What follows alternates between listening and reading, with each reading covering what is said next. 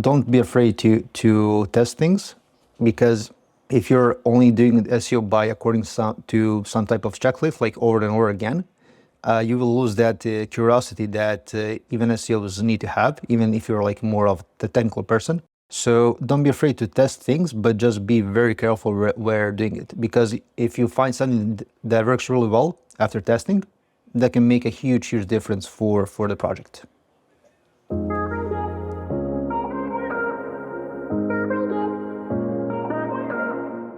I'm Stefan Lozo, and this is SEO 2026 Additional Insights.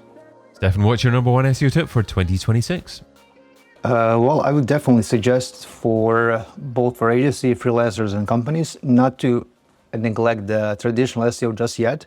Even though there has been a lot of hype around the AI for the past few years, and the clients are definitely going, or at least they want to go heavily into the LLM prompts and results. But the thing is, a lot of these LLMs, across from ChatGPT to Gemini and Perplexity, they're still heavily relying on traditional search results from Google primarily to actually showcase some of the results and the prompts.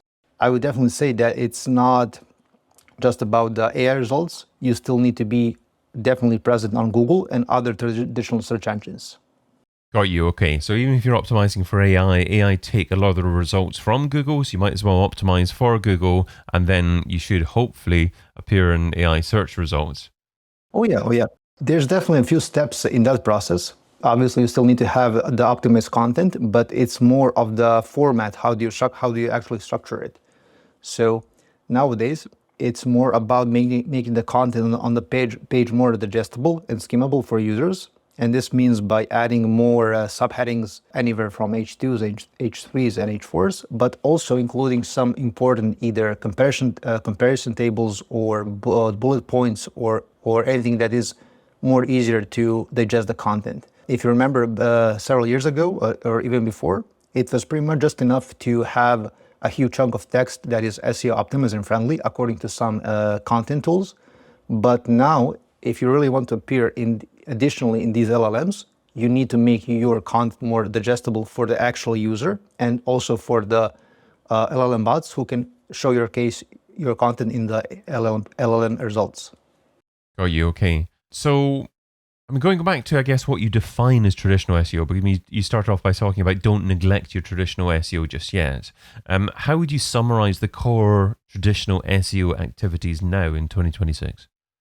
Well, nowadays, some experts are trying to kind of create an artificial distinction between AI and SEO, and they will often label as AI SEO is something completely different. But in reality, what they define by traditional SEO is primarily being dominant on Google and some important search engines. So to us, at least from what my team is working on, we don't really tell our clients and our partners that LLM SEO or AI SEO is something completely different. It's just one more level or one more layer, if you like, to the traditional usual SEO. So we don't think that SEO has changed dramatically. There's only one more way of how results can appear for some users who actually use these LLM results.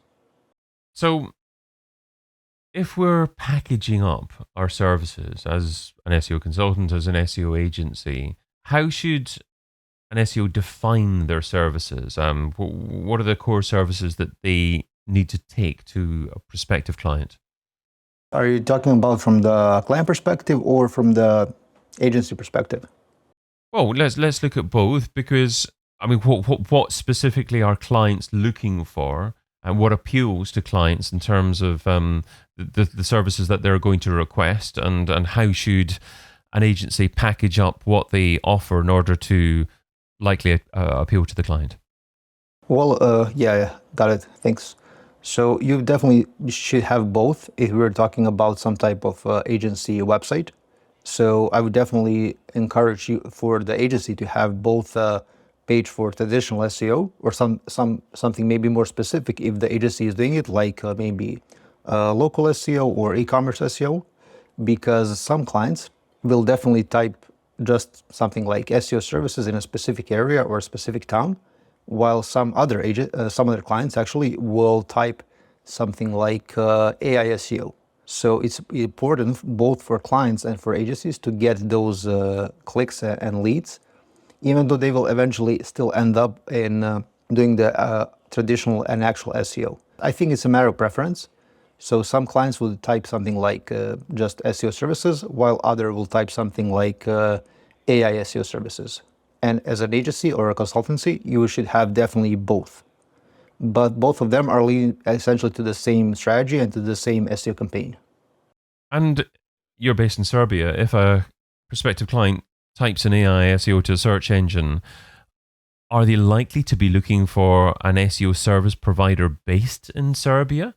Or are clients more than happy to consider international providers of that particular service? I think it really depends from the preference, both from agencies or the clients. So yes, you're correct. Myself and my team is based in Serbia, although we are working primarily with the US clients. So we are not really present that much on the local Serbian markets. So I think it comes down to the matter of preferences, because some clients would rather work with agency from their own country, while some of them are more comfortable working with someone overseas. So I think it's just a matter of preference, nothing else. Okay. And how do you push back to clients when clients say things like, oh, we want to just appear in AI search, Google doesn't matter anymore, or they're looking for a specific keyword term that you think doesn't have enough volume, for example?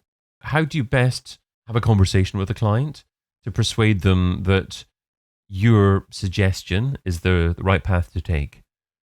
Well, if they're more, I would say, enthusiastic around specifically AIs and LLMs, we would still, from the first meeting, tell them that it's still important to rank highly on Google. If not on the top position, then at least in the top 3, or at least on the first page, depending on how the competitive keyword is.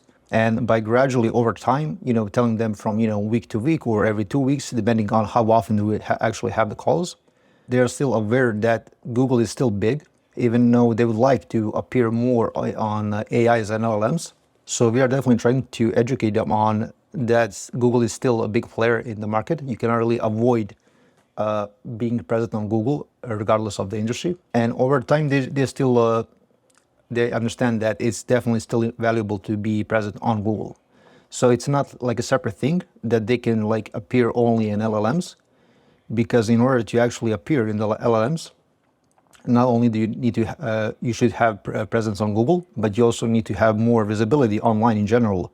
So this comes down to anywhere from being present on other websites, social media, YouTube platforms, and whatnot. So it's the overall visibility on the internet that's valuable at the end of the day. Let's talk a little bit about measuring expectations, because obviously clients want results as soon as possible. How long does it take to deliver a decent result to clients, and what does a decent result look like? So this decent result will be some type of improvement from the day that we started working the SEO campaign.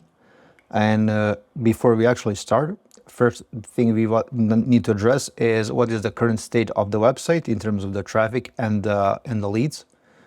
And in terms of the time, it obviously depends on the type of the client. And it's usually much more easier to get some results faster for local SEO clients rather than some very competitive national level or international level type of businesses. And by actually measuring something more realistic, we always go for some more, I would say, slightly pessimistic scenario, but that's still an improvement.